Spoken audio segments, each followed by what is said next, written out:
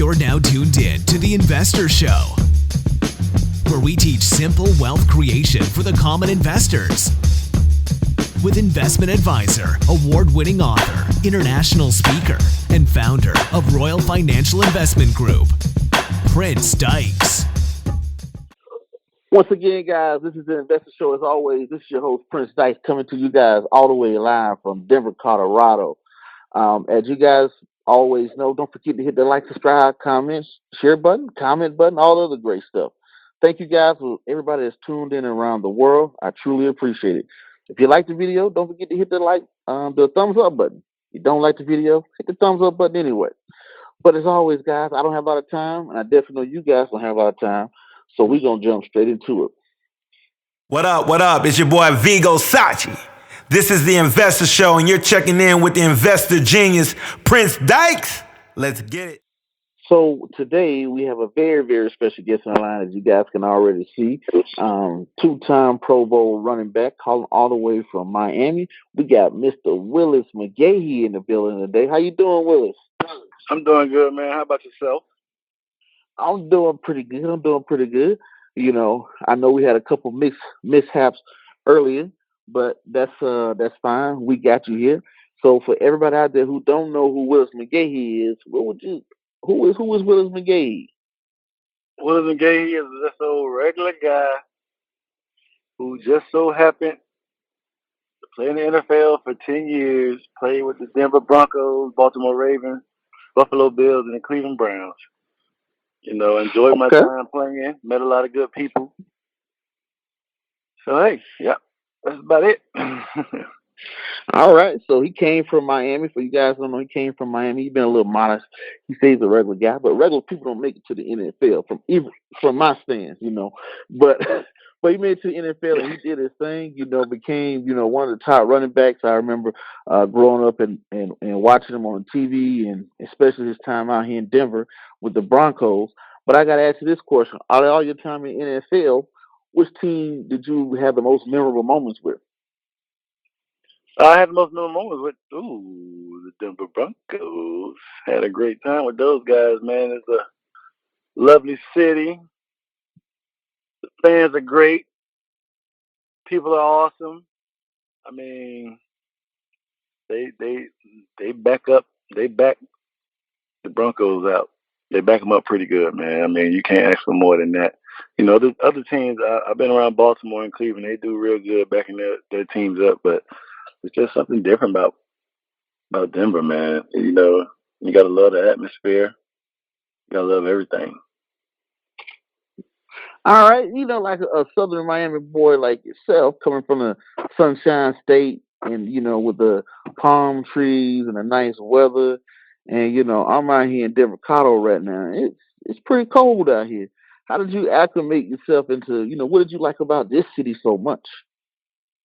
Oh, what I like about that city, man, just the fact that when it snows out there, man, just because they say it's literally 40 degrees, the altitude out there helps it out a whole lot. So it's literally like 55, 60, because it's really not that cold. You know, that altitude it changes everything. I know what cold is now. You know, I've been blessed to be able to play in Buffalo. I've been blessed to play in Cleveland, in Baltimore. That's cold. You know, Buffalo is the city that made me the all-weather back. You know what I mean? I could play in any weather, rain, snow, whatever. You know what I mean? I had to get very used to that quickly. You know, coming from Miami, never been outside of Florida except on my college visits. You get what I'm saying? So, and then after that, where we played at, when we played like Pittsburgh, I got a taste of it. But living in it, being there deep into it, Lake Erie, oh man. That's the best weather to play in, man. You know, you gotta be ready for anything. Rain, wind, and snow at the same damn time. That's okay, all right. Now I'm pretty sure, man. I'm pretty sure you just watched that game with Buffalo, and who did they play? Tell me, this week? Last week, when it was just all white. Snowing. Oh yeah, I forgot who they was playing. I do remember that. Yeah, man. That's that. Hey, listen, man. Two things I always wanted to do: I accomplished it both in Buffalo. Play in snow and have a white Christmas. Wow. You know what? Out here, Christmas was yesterday. Christmas. This was like my first white Christmas in a long time. Oh In yeah? a long time. Yeah, because I just moved here from Hawaii, and before I was in Hawaii, I was in Pensacola, then I was in San Diego, and things like that. And we haven't seen a snow cold outside white Christmas. You can go out and play in the snow. That has been a long time. This Denver made that happen, for me. So I Hey can't man, that's remember the last special, man. time. Oh yeah, I think it's probably at least I used to live in Connecticut for a little while. I think that's probably like my last time seeing like snowy. It's like the movies, you know, Yeah, like the yeah. movies is like cold outside and I was sitting in Hawaii like, man, this don't feel like Christmas. So, Right? uh, oh yeah, so it definitely, it made me get into the holiday spirit more, and I think I'm supposed to live here for 3 years. So my 3 years that I live here, I'm definitely going to be looking forward to it. Getting more into the Christmassy feeling. You'll say Yeah, having of that course. white Christmas. Now, one of the things I want to ask you, right? So you coming from Miami, you know, uh, you play for the Miami Hurricanes, and you get drafted, right? You get Hmm. drafted to Buffalo. What did Yep. you do when you got your first check? What did I do when I got my first check? Bought myself a Nissan Maxima 2003. Then I got my mother a Cadillac Escalade truck. She wanted the truck 2003. And after that, I had to find me a place to live because I declared myself, so I wasn't staying by the college anymore. So I went and got a condo downtown at the DoubleTree to be exact. Okay, ball status. When you go downtown and get a condo, okay, all right. Ain't mad at you. But over your career, over your 10-year career that you was blessed to have, especially the running back these days, your 10-year career, how much money you think, if you had to put a ballpark on it or estimate of how much money you probably made in that 10 years in the NFL? I would say estimate like really, I never played out my whole contract, so I never really got the bulk of my money. I always got like the signing bonus, the signing bonuses, and all that. I was fortunate enough to get two contracts, well, three, counting the one, four actually, four contracts. So I would say, I don't know, between 16 and 20 to be exact. That's the honest truth. 16, 20 mil. Okay, 16 to 20 million dollars. Wow, that's a lot of money that most people would never see in their lives. You know, so now during that time, did you make any investments? And if you did, what type of investments did you make? I made investments. You know, they all wasn't good investments, but I made investments. I made an investment, tried to get another house. Come to find out, the guy that I tried to get the house from, he didn't really have a contract to the house when he was telling us he did this, he did that. Had a realtor that took me to the guy. Looked at the house, I liked the house, and I said, I want this house. So I end up, putting down 200,000, and of course, the guy turned out not to be an actual contractor. And at the end of the day, I was out of 200,000, and I was left looking crazy. Wow. So you put 200. So you go to a realtor to look for a house. He takes you to a contractor. You look at the house. You say, "Hey, I like this house." You say, "Okay." So you put $200,000 down for the house, Yep. and then the contractor, you said, just kind of find out he just wasn't a contractor. How did you lose the 200,000? Like you just couldn't say, "Hey, well, since this is not going down, let me get my money back." What happened on that end? It at the end of the day, it was one of those. It was one of those. How can I say it? It was one of those situations where I ended up spending more money on the case, paying the lawyers to fight the case, which meaning the case was like wasn't seen right then, so it was like one of those cases that was dragged out for like a year or two. Wow. So when it came down to the end of it, I lost more money than I expected to lose. So you had to pay. So you put the $200,000 down. And you probably had to put out a couple thousand, or maybe all well to I don't know how much you put out, but you had to put out a large amount of money just to be able to recoup your 200,000. Yeah. Then you hear the lawyer say, "Well, we might not. What the hell you took the case for?" Also, the lawyer telling you, "Oh, on top of that, we might not win this case." Yeah, later on, they don't say this in the beginning. Later on, like in the middle, year, almost going into a year, like motherfucker.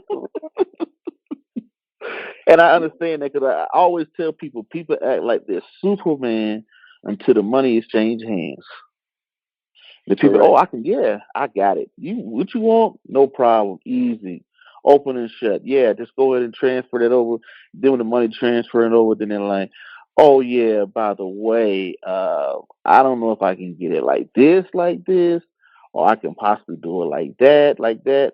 And you're like, whoa. When I had this conversation with you, I experienced that in my own personal life, and I always tell people, and that's kind of seemed like situation that you was kind of having yourself. Correct. Now, looking back on it, financially, if you had the chance to do it all over again, you got drafted tomorrow. Financially, would you do anything different? And if you did, what would you do differently? Or what advice would you give that person who's about to get drafted and get their first contract? Oh yeah, I can do it all again tomorrow, man. Be hands on. I mean, when I mean hands on, knowing what everything is at, knowing what am I signing? What is this? All right, who is this for? How would this benefit me? Oh, I'll be hands on, or I have like my mom be hands on for me. Somebody that you really don't have to worry about. You know what I mean? And you just know the people around you, man. Just have good people around you, man. Everybody that say they're good aren't good. You know what I'm saying? They all out for one thing, man. It's all about the money to them. They're not nobody who care about your well being or care about your life after the game. They don't need to be around you. Got it. So some people just look at you as a paycheck. Look at you as a paycheck. And now this is a thing that I never like to understood. Right? Is I'm a person with integrity. I always tell people just be honest. If you know that this situation is just a paycheck, just tell me, hey, listen, I'm really here just to get paid, and this is how I'm going to get paid, and this is a way that you can possibly benefit. And I'm with that 110%. But what I don't like is when people try to portray being a friend, being someone who's trying to help you, but they're really there just to get paid. Correct. That's something that I never respected. I have a hard pill swallowing because even on my path, I've met people that, I was like, wow, this guy's pretty cool. I'm thinking this person's a friend, and really that person just see me as a dollar sign. Correct. So you figure out later on, like, wow, this guy just really just wanted the money, and that's all he really cared. And I'm like, I understand that. I'm not bitter or nothing like that. But if that's what you want to be about, just tell me, hey, listen, I'm here to get paid, and this is how I'm going to get paid. But in return, this is how it's going to benefit you. Where it can be a situation that can benefit us both. I'm not your friend. I'm not cool with you, but this is what I'm trying to do. If we become friends, that's cool. And I'm with that 110%. But a lot of times people come to you as a friend, really just want a paycheck. That's one of the things I never, have a problem with. So looking back on it, since you recommended that, so you're saying when you got your NFL checks or when you first started getting these contracts, you really just didn't know what it was. You just was just signing away? Yeah, you really don't know what it is, man. You just signing away. You got somebody telling you, oh, this is what it is. This is how it is. You're like, oh, okay. Because at the end of the day, nobody's gonna. Well, you're not going to want to read 15, 20 pages. I'm not saying people don't do it. Some people do it. But when you just, you're trying to, come on, man, let me sign this. All right, what you say this is? And they're supposed to explain it to you each page, and you know what it's saying, this and that, because some of us don't follow through. What I mean by follow through is read the contract, read the whole contract, and then if you do read the contract, there's words in there you won't even know, because at the end of the day, they like to make it how can I say, not make it hard, but they like to So change words that you can't understand, like, hey, instead of saying, hey, we're going to get paid this way, they'll put in there some fancy words that make it, kind of convoluted. not even that, not words you can understand. I would say words that be like, you wouldn't know unless you're a lawyer, unless you study contracts. You know what they're saying. Like, okay, your contract is worth $40 million, but we're not going to give you the whole $40 million. You have to play your contract out, for the next 5 years or the next, so that you get the whole $40 million. You know what I mean? Just little stuff that we as the athletes wouldn't catch. You would need another lawyer to pick up on that. Like, okay, if he doesn't come to all of our events, we're not going to give him all his money. You know what I'm saying? Just little stuff. It ain't. You got it. So you're essentially saying, hey, so when ESPN reports Willis McGahee signs a $40 million contract extension with the Denver Broncos, it doesn't mean Willis McGahee got $40 million. Yeah, it doesn't mean it was. Yeah, signing bonus might be 7, 8. Okay. It depends on how your agent set it up. If your agent set up all your money on the back end, I would say you screwed. So you pretty much need to get as much money as you can up front. Up front, yeah. You pretty much you need to get everything up front. Ain't nothing wrong to the organization, because that's their job. That's what they're supposed to do. You know what I mean? They're supposed to get as much talent for at least as money as possible. Correct. Now, along this time, along your 10 years, did you ever have an investment advisor, a financial advisor, type of financial education, anything like that? Yeah, I had a financial advisor. Things during my little tenure, things a little different. You know what I mean? We had to lock out. You know what I mean? We were going through the CBA and all that. So we really wasn't getting maxed out contracts. We wasn't getting contracts at one point. You get what I'm saying? Yeah, okay, that makes sense. Now, when you go pick your team, like your financial advisors and these people that your lawyers and stuff, how do you find these people? Well, when you pick your financial advisor, your financial advisor is the one supposed to, direct you down the right path, or your financial group. Come to think about it, man. Like you said, you can do it all over again. I pay all on my own damn bills. So I mean, how did you find these people? Check it out. You paying somebody 10, 15 grand, depends on who you go with. If you go with a big financial group, you pay somebody 20 grand to pay your bills, do your taxes.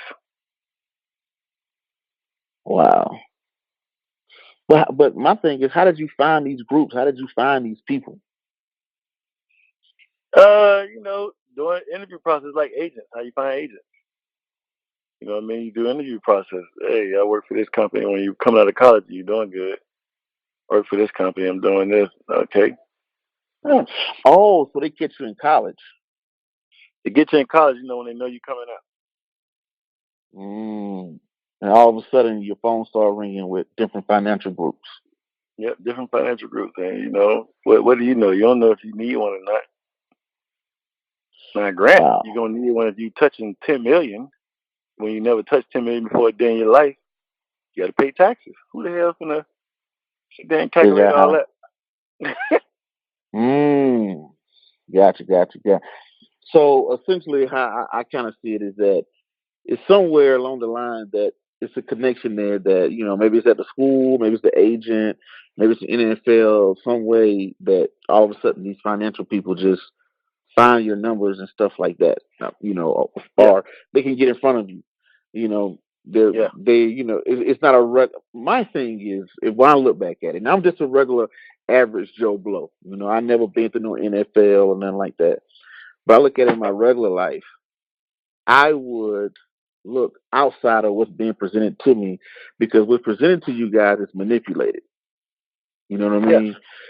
mean? They're like, you walk in, you may be like, hey, we got five and financial investment advisors right here, not knowing that all these guys are getting a kickback. These guys was placed here, because not just anybody can just drive down to the Broncos uh, training facility and just knock on the door and be like, oh, hey, there's Mr. McGahee. Hey, Mr. McGahee, we want to sit down with you and do an interview with you about my investment group, or hey, we heard you come out the draft, and I don't know who's the hot prospect right now coming out of the draft this year, but coming out into the draft, but how can somebody just get in front of them? They pretty much have to know somebody, so it's manipulated in a way. So I Yeah. would say, my thing is that I would go outside of what's in front of me and just say, hey, I want to go get me a new, something that's not tainted by with NFL. Because my question is, how have those financial advisors, how have they transitioned you after life after football? How? Well, I mean, like you say, some of 'em, you get the right one, man, you'll be all good. But everybody's not right.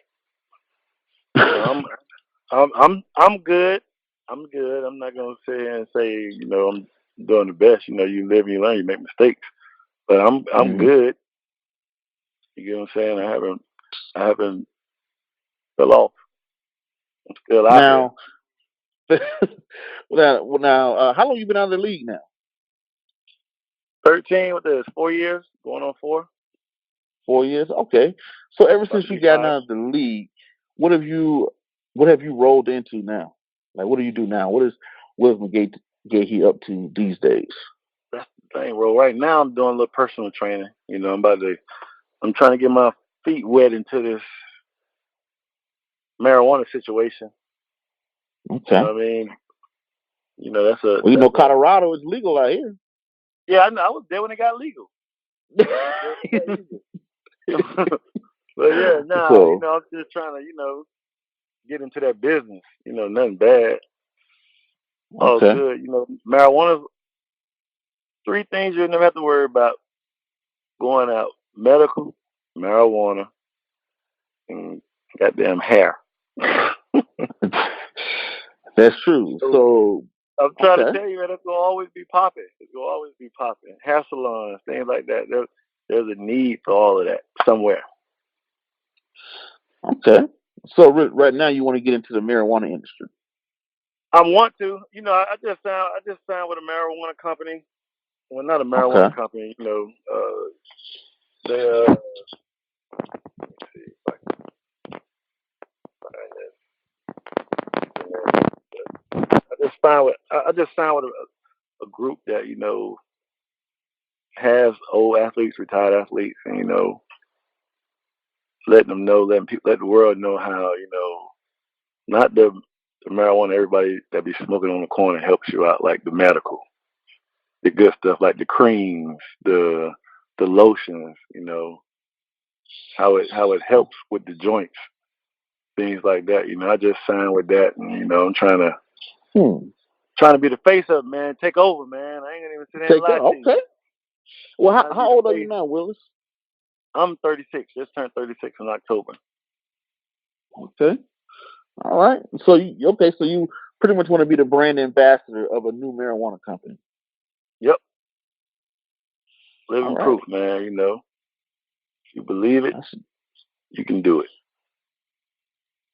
And I believe okay. you. Trust me. And I'm not the one who folds easily, man.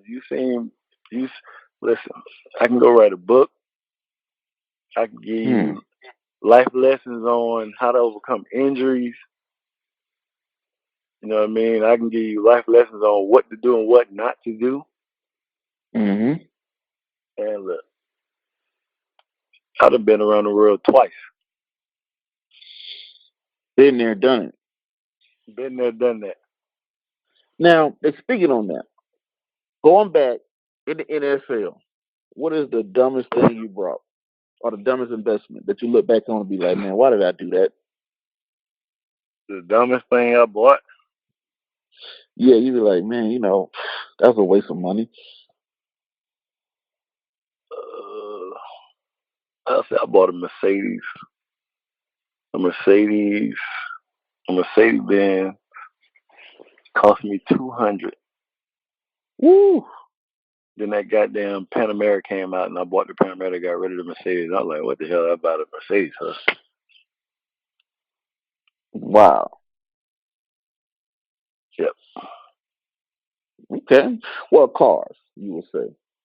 And Yeah. so you say if you went along with it again, and so this is my thing. Looking back on it, when you guys make millions of dollars, right? Sometimes I look back and I just say, man, why not just buy a house? Why don't they just get a franchise? You know what I mean? Like when y'all in the locker room, nobody ever comes in and be like, hey man, how about we just put our little money together? Well, it ain't no little money, but why don't we put our money together and just get us a McDonald's, or let's get us a Subway or Dairy Queen or something. Nobody ever had that conversation. They probably have, but you gotta think about it, man. I don't watch people invest, put their money in, and somebody always taking money out the cookie jar without people knowing. You know what I'm saying? So you said back down to the wrong people. Huh? So you said pretty much boils back down to just doing it with the wrong people. Yeah, you're doing it with the wrong people. Now, if you got somebody you can trust, that's kind of hard these days. But there are still some people out there. You know what I mean? Yeah. But when it comes to money, everybody has a different side to them, man. Everybody. Because they can go like this. Okay, let's say we do that. All right, we're going to do this. Oh, I'm going to let my mom or somebody run it, my cousin. And then that's when they're... Yeah. You get what I'm saying? Yeah. And everything started to go south. Why you got to... What's your cousin? Hey, man, we short this week. We short this month. Hey, talk to your cousin. Cause I ain't do it. Oh, he ain't do it. Well, how the hell? Wow. Gotcha. I mean, at the end of the day, you still got to find somebody you can trust to oversee everything. Now, if you're doing it with people, you got to understand you got 3 hands or 2 hands in it, or 4. You might not know that something might happen. They might need some instant cash. Oh, they got it. They millionaires. They got it. No, it don't work like that. So now, going through what you've been through, though, the shady side of the business, not really knowing contracts, looking back over it, who would you say? How would you judge someone's character? Say, you know what, I probably can trust this person. Or what are some characteristics you look for? Just how they act when they're around you. How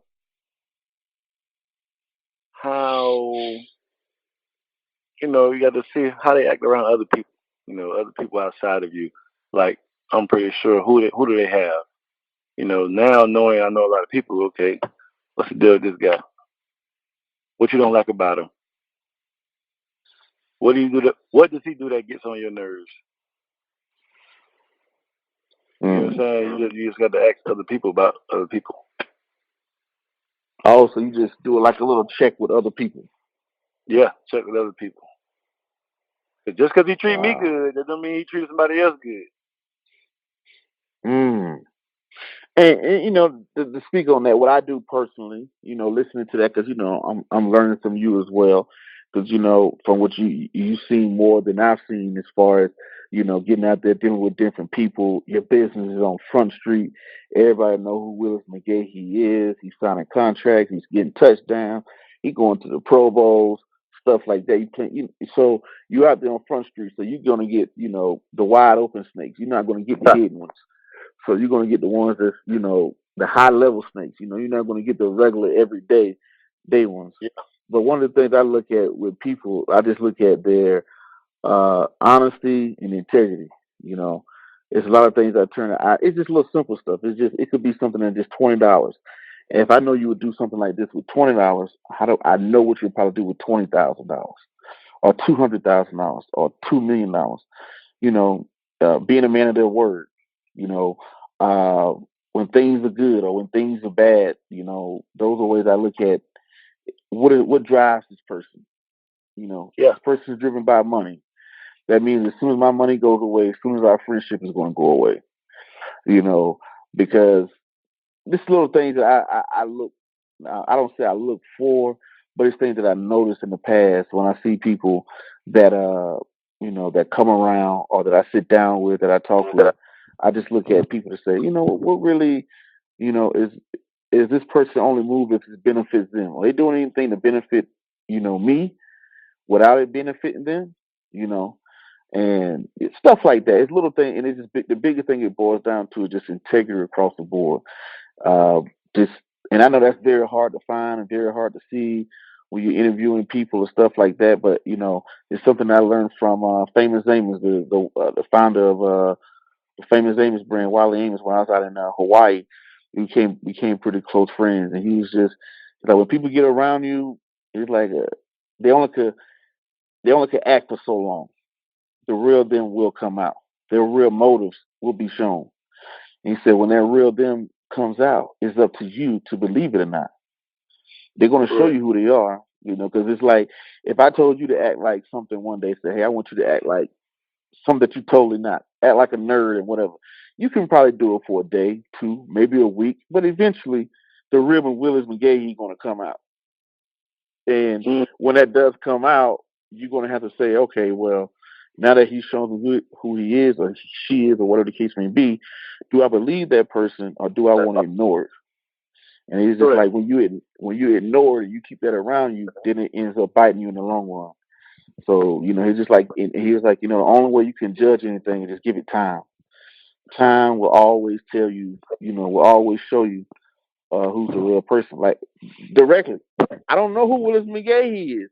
The only Willis McGahee I know is from television, ESPN, Sunday, what the media said or whatnot. I don't know the real Willis McGahee is, right? But I'm pretty sure if I hung around you long enough, the real Willis McGahee would be shown. Yeah, so, correct. But if it is the same thing, vice versa. That's with anybody, anything. The only person going to put on for so long. So now going into it now, what are some of the goals? What are some of the things Willis McGahee has lined up? I know you want to get involved with the marijuana and stuff like that, becoming the brand ambassador. I know you didn't say the brand. If you want to say the brand here, go ahead. But to kind of put it out there, what are some of the goals that you may have coming up next? What will McGahee got stored in 2018?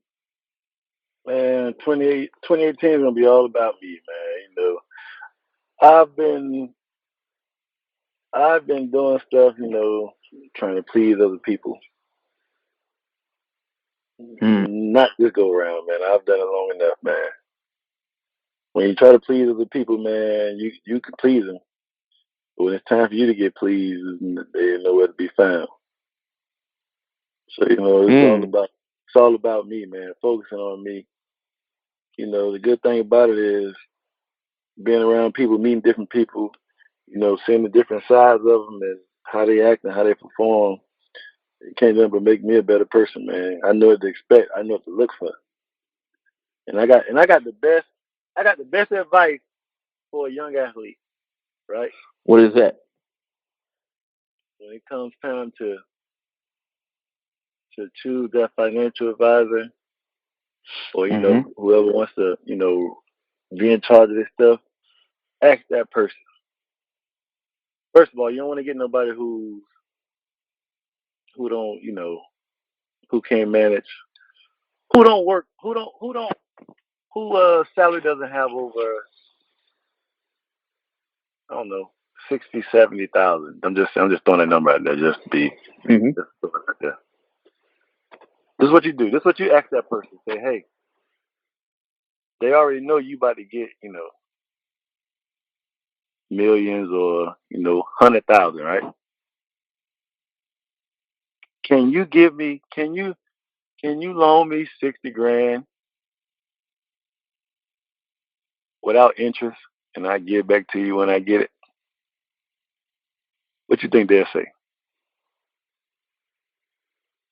I think they're probably me. Now this is me. I can give you my. I will let. I can only give you my impression. Like you dealt with the Yeah, different type of level, right? yeah. Me personally, if I know that hey you're a hot prospect, you get a, $1 million contract, and you say hey, can I borrow against this? Right now I don't know all the rules and allegations and what you can do and what you can't do or whatever the case may be. To me, my rule of thumb is can I afford to lose it?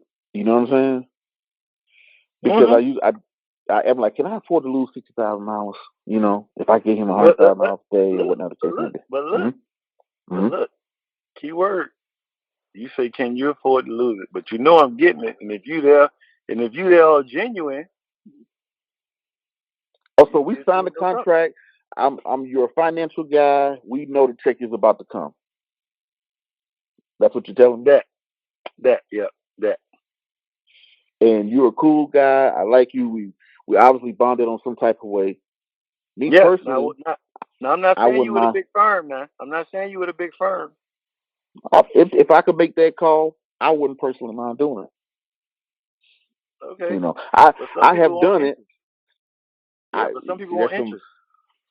see that's how people. You got the wrong people. But That's what I'm but That's what I'm because I trying to have say. They can do that with no problem. And I ain't gonna sit there and say, oh, that is a that's a guarantee I'm gonna sign with you, But if they can't do that without second guessing it, because I'm about to go out unless that person get in some type of major accident, mhm. doing something stupid. This kid about to sign over $1 million contract. He training there. I need 60 grand. Mm, Are you gonna be like, for what? Or you gonna be like, mm. all I right, got here you go. You know what I'm saying? you. And the thing is, now I have never given nobody 60 grand, but I have given people a couple $100. It's the same thing, just a different. You know what I'm saying? Just a bigger, Different number. Oh, different yeah, number. I'm different coming number. at your head now. Give them money now. You know what time it is. Yeah, Five it's hundred like dollars. Hey, $500 coach. I'm knocking on your door. Hey, bro. exactly just that. I'm calling your phone. I'm calling your phone. Hey, sending you them text messages. Yo, what's up? Because it's Five the hundred. same. Yeah, Yo, I'm at your door. because it's the same thing, but it's just on a smaller scale. It's like instead you get $1 million contract, they're like, I know you about to get $1,000 come Friday. We, what I'm saying, we co-workers. We like, hey man, you let me spot 200? Because I'm trying to, get my car, whatever the case may be. All right, man, here you go, boom, no problem, right? Because I feel, hey, we doing business together. You looked out for me. You became my first client. Da da da da. So you'll do it for them. And, and to speak on that it's something that I learned with media. You could give me your opinion on this. It's something I learned via media. Is that when you people try to go to the big person and they think that the big person, which is true, they think the big person is going to do more for them than a small person, right? So I have done that. I looked over the small person and went to the big person. And the big person, you're just another number. You know what I mean? You go in there, you sit down with them, you just, all right, yeah, whatever, next number. But the small people, they're they are so appreciative for the opportunity. They work 100 times harder than the big person. Mm-hmm. That's what I've seen happen. And I've seen like, wow, I went and did this with this big person and I didn't get any of this. I was just another number. They didn't care if I did something with them or not. And as soon as I walked out the door, it was somebody 10 times bigger than me coming in 5 minutes later, whatever the case may be. But it was a good look because I was with this big established firm.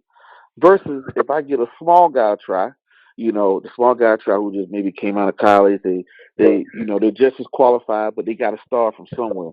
So they're trying to start, and you're like, well, that guy's small. He may not know what he's doing. So you don't give them the opportunity. But I look back and said, when I went to the smaller person, they've done more for me and it helps me more, even though it's risky because they're brand new. Because they're so, it's like that old saying, you go where you're appreciated, not where you're tolerated. The smaller person appreciates you so much, they're trying to do everything to maximize his opportunity that they have. Versus the bigger person, you're just another number. They're just kind of tolerating you. Okay, yeah, we'll call you back tomorrow, whatever the case may be. So yeah, so I don't know. What do you think about that? I agree, but you gotta understand when you're an athlete, and this might be going off subject, but when you're an athlete, and they like you said, it's all in the paper. Oh, he signed this $40 million contract. Da da da. You actually got people who can ask you, oh, can you let me borrow 2,500? 3,000, $5,000, and think they don't have to pay that back. People really think that when you got that money, oh, he's not gonna miss it. Bull crap. So essentially, you're saying like people are just, hey, let me get it's Willis McGahee, man. Come on, man, he got that. I ain't worried about it. I'm supposed to pay him back. But but that goes back to when I look at integrity of people. I will let somebody like I've for prime example, right? I've done something for somebody, and they're like, hey, if you do this, we'll give you $200, right? And I would go through and I would do it, right? In the back of my head, I got memory like an elephant. Okay, that person owes me $200. So even though the $200 is not life or death to me, I just want to see their integrity. If they don't pay me my $200, then I know not to deal with that person ever again. Because if they do it with $200, they'll do it with 2,000. They'll do it with 2 million. They'll do it with 20 million. Yeah. Because if you can't treat me properly with $50, $200, why would I even want to be in bed with you to where now we got a $20,000, $200,000, $2 million deal on the table? So that's just my way of thinking. It may not be the right way of thinking, but that's just the way I look at things personally. To say, in situations like that. So you're saying it's people like they have their financial advisor. They know the check is going to come, and they may like, hey, can I borrow, $50,000 to do X, Y, Z? And the financial advisor, oh, I give it to you, but I'm going to charge you interest. Yeah. Wow. Not everybody's genuine, man. That's a lost. That is a lost. I think I say that art. That is a lost art, man.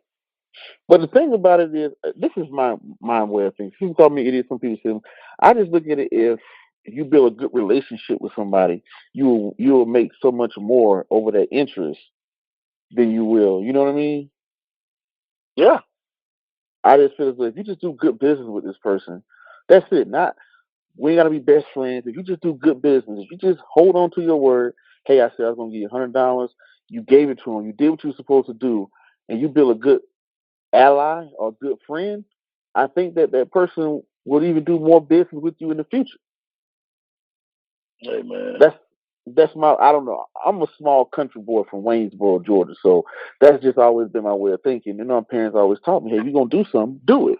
If you can't do it, let the person know you can't do it or whatnot. And that has always helped me building relationships where I just was a man of my word. Just did what I said I was supposed to do. And it's always led to now. The only bad part about that, Willis, the only bad part is you give a person the 60, they hold on to it, and they come back now they want 40, then they want 30, and then it's just a repetition. You know what I mean? You give them 60, all right, I got you. Then they be, let me get 20. Then let me get next week. Let me get 15. Then let me get this. You like whoa. Now we getting out of hand. You feed the dog one time, the dog gonna come back.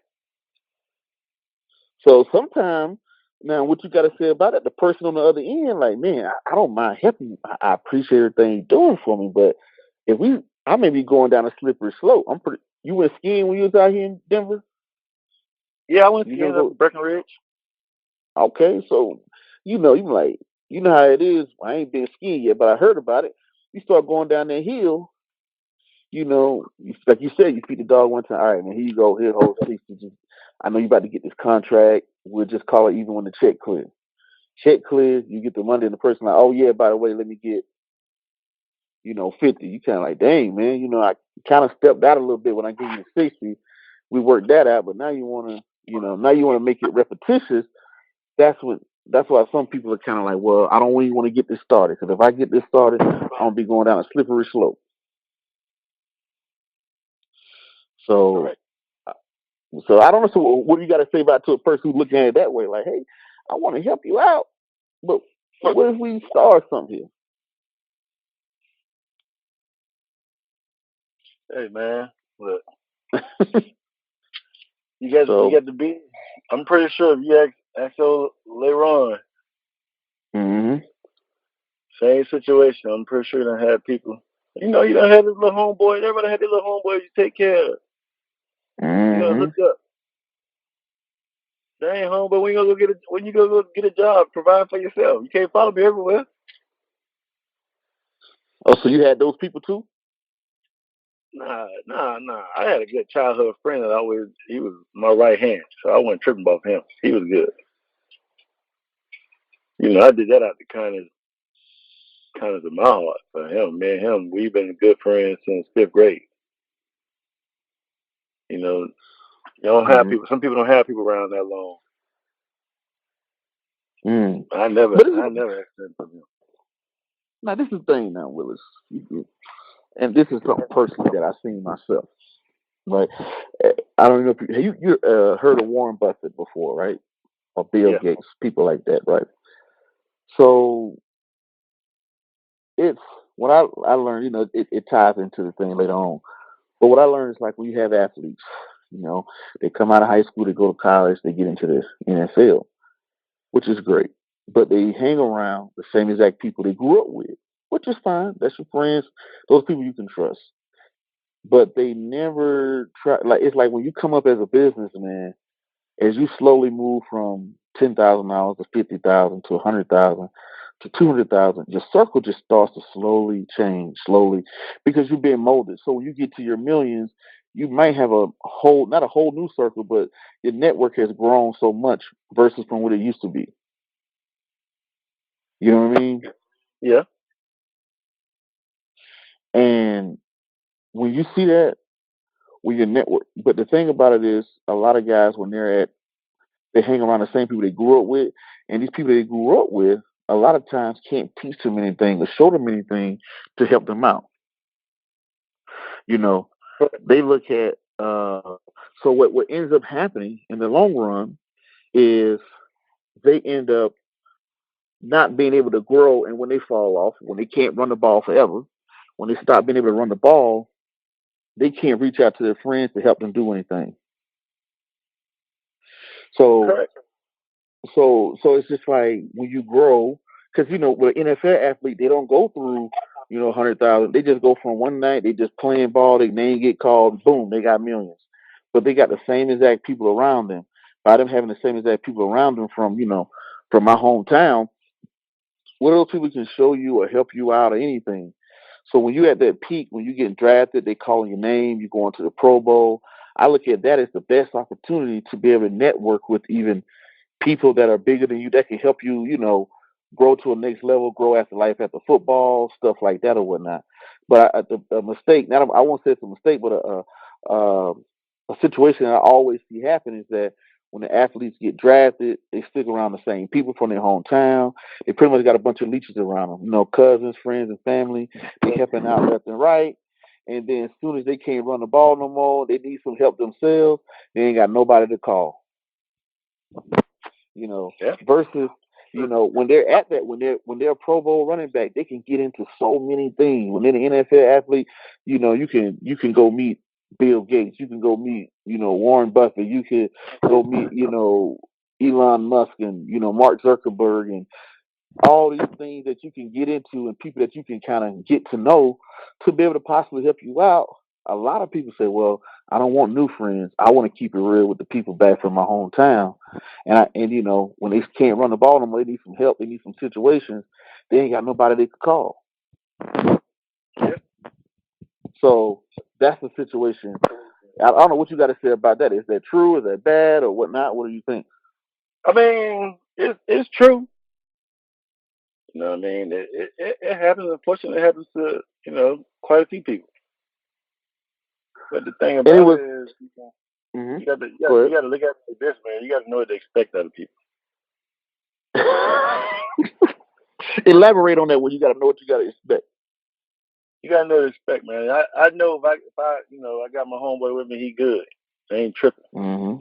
I don't want nothing from him if he make it. If he decide to bless me, he bless me. Oh yeah. I ain't gonna be mad. You know what I mean? That's true. That's what I mean by you gotta know what to expect. You know, if I give somebody money outside of my family, it's a good chance you might not get it back. It is what it is. But good. That's true. But it's a good chance. Right? It was like this, right? To elaborate on that, right? Because that's wrong circles. I look at it as having wrong. Even like you said, somebody like, man, that's Willis McGahee, man. He ain't tripping about no $5,000. You know what I mean? So that goes back to what you're saying. But it was like this is a personal situation, right? This year, I had the opportunity for my first time ever to go to Warren Buffett's meeting, right? And when I went to Warren Buffett's meeting, I saw the Dominic Sue there, Steven Jackson was there, Ron Artest, Calais Campbell down there from Jacksonville, just to name a few that I, saw there, right? And I knew a guy from my hometown, right?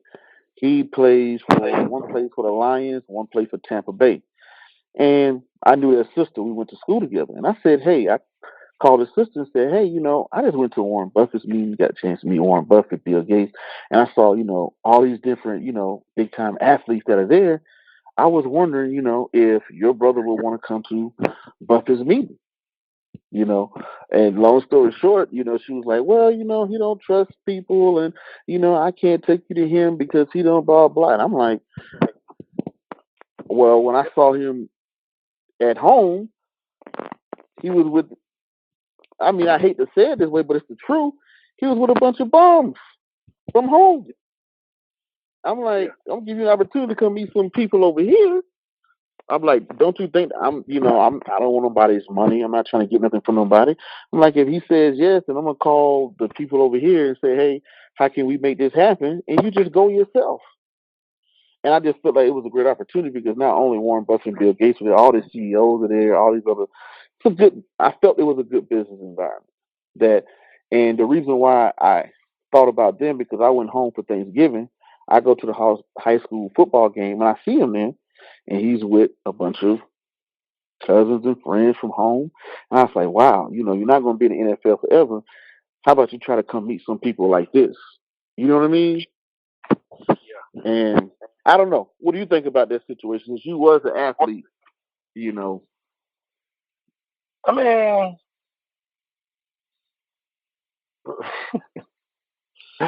man, I've just learned to accept people for who they are, man. Don't expect much. I don't. You meet somebody genuine. The best feeling in the world, man. When I go out and somebody's like, man, let me buy you a drink. That's like wow. Or when a girl take the tab. Or when a girl take the tab, and a man, that's a blessing. The girl take the tab, but she don't have to. I'm not tripping with a girl. I'm just saying, like, if I go out with my friends. Nobody ain't gonna drink it. I go get drinks. Like, buy me a drink or something. They ain't like the drinks cost $15 to $16. They $8. Yeah. But that goes back to if you can't look out for me for $8, how in the heck can I expect you to look look out for me at 8,000 or 800. No, why do I get you around if you can't buy me a drink? And I done bought you drinks over the years. You know what I mean? I never take my pupils and put them in like a spot where it's gonna be $30 for a drink. Yeah, I wouldn't do that because I know what they working with. I know what we all working with. I ain't balling like that no more. Hey, man, I'm simple, man. Come on, man. Let's go to this little wood tavern bar over here, man. We good. Okay. I done got spoiled, man. Listen, I like these little $6 and $7 drinks, man. You used to the champagne bottles with the little sparklies on the side of them. Oh no, man! I wish I would go in the club and bottle pop. No. Back in the day, did you do it back in the day? Back in the day, yeah, I did it. You know, I had it. It was being refurbished every week. Every week, new check. Every week, new check. You're replacing what I spent. Nah, that new check ain't coming. I wish I would. I ain't no fool. But when you out there winning the Pro Bowl, everybody screaming your name, people got on your jerseys, you never think like, hey man, one day this is going to end for me. Yeah. You young, man. When you're young, you live for the moment. You live for that time. Simple as that. Let me go to close this out. So is there anything that you want to say, put out there for people, or people want to get in contact with you? Is there anything you want to put out there? Anything you want to leave people out there with that's tuning in? Oh man, I just say, man, everybody had a blessed Christmas. If anybody ever decide they want to just holler at me, Willis McGahee on Instagram, Willis McGahee on Twitter, Willis McGahee on Facebook. Got it. Simple as that. Yep. Get at me. It is what it is. Enjoy. Hope everybody has a great new year. Make sure it be prosperous. All that. All right. Many blessings. Well, Willis McGahee, I definitely appreciate you stopping by the Investor Show, the Prince of Investment here, Prince Dykes. Definitely thank you for stopping by. Great conversation. I lost track of time, but I definitely appreciate you stopping by. It was an honor to have you on. And for everybody out there, don't forget to hit the like, subscribe, comment, and share button. Until the next video, podcast, cartoon, or book, or whatever you see me do crazy around the globe. Peace. Be safe. I'm out. Thank you. Thanks for listening to the Simple Investor Radio Show with author and investment advisor, Prince Dykes.